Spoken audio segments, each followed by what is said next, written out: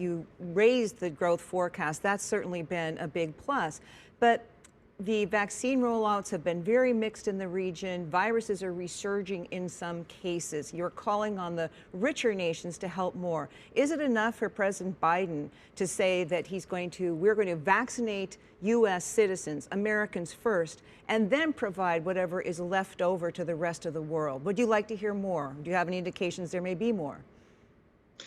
I think realistically, we all recognize that the solution to this pandemic requires a global solution to vaccination, universal delivery at affordable prices everywhere.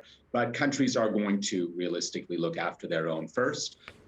There are surplus capacity in a lot of countries. We hope that can be distributed to the rest of the world. We're already seeing even countries in Asia like India and China that have made tens of millions of doses of vaccine available to other countries. We want to see more of that going on.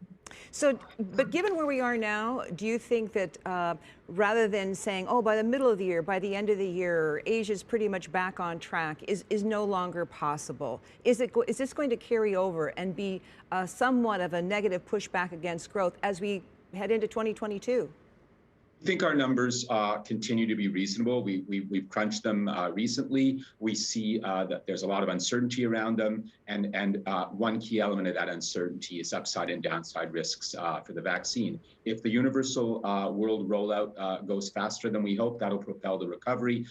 If it founders, if we don't get the vaccine, we deal with variants and resurgence and a slow rollout, that's gonna be a downside risk for our numbers. One of the things that you mentioned on your blog today and in your press conference as reporters is a focus on debt and some questions you have about how this is going to play out, including leverage and more. But certainly the pandemic and the need to pay to fight it has pretty much allowed governments in all these economies to set new rules, what seems like debt that is allowable in this time. Has this freed up Asian economies to rely more on debt issuance now, or are you seeing liquidity tightening up for Asia in this environment?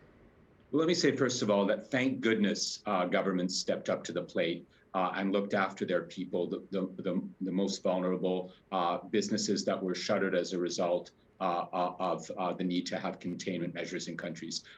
We think that the world economy would have been 3 times in a deeper hole last year.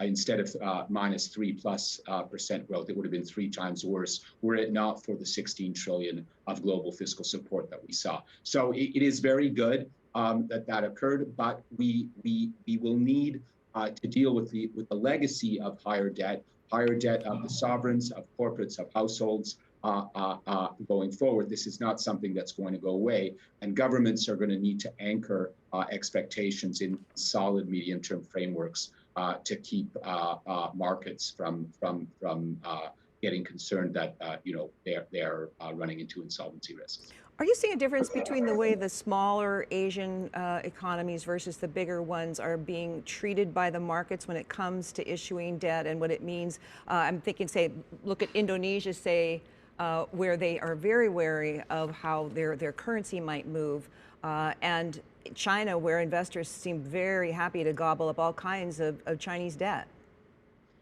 I think the message is basically that countries need to keep their fiscal lifelines in place as long as the pandemic is not behind it. They need to focus on fast vaccination of their populations and keep those fiscal lifelines in place. All right. Then, but try and set expectations everywhere. Advanced countries, emerging market countries, those with large fiscal buffers, those with less. Those expectations need to be managed through credible medium-term frameworks. The U.S. has approved, President Biden has approved the IMF proposal to increase the SDRs, the special drawing rights. So, and the idea, of course, is certainly for the poorer nations who won't get the bulk of the money, that they can use this to deal with pandemic and all those kinds of needs. Is it something that is important to you, and will it be helpful to these smaller Asian economies? Absolutely, it will be. It will provide every member country of the IMF with some additional international liquidity in proportion to its quota, its subscription level to the IMF. So it is meeting a critical need for more international liquidity to finance essential goods and to give more fiscal and boost international reserves of all of our member countries, including the most vulnerable and poorest nations.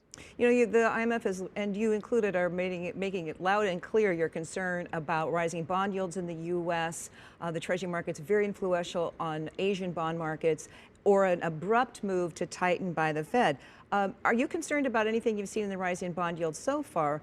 What kind of magnitude, what would the Fed have to do, do you think, to cause that kind of a problem for Asia, capital outflows and more? Well, you're right. We haven't seen anything like previous episodes, like the taper tantrum. We haven't seen that yet in Asia. I think if for things to really go in that direction, there would have to be some miscommunication, or there would have to be some rise in bond yields much faster than I think markets expect. But if and when that happens, the fact that there is a lot of leverage in this region across all sectors, sovereign, corporate, and household, that is going to hurt. And it's going to take deft economic management to manage that transition when those higher interest rates do happen, if they do. How big of a threat is it to the nations within Asia, the possibility of a growing U.S. versus China tech war? Is it going to hurt some more than others? What's your biggest concern? What's the biggest risk here? So what we've seen is that the tariff tensions that have been going on for a couple years now, at least, have been costly for the U.S. and for China, and costly for the global economy. Something like shaving 0.4% off of global GDP. So that's a big number. If this morphs into technology tensions, and these are not sorted out, and we don't get back to a multilateral rules-based system that all the key players buy into, then those costs could easily be an order of magnitude bigger, because the U.S. and China are not just big trading nations, they are global technology hubs. And that is a much bigger deal in terms of global value chains and the kinds of costs that would be inflicted on the global economy if those tech tensions really get out of control.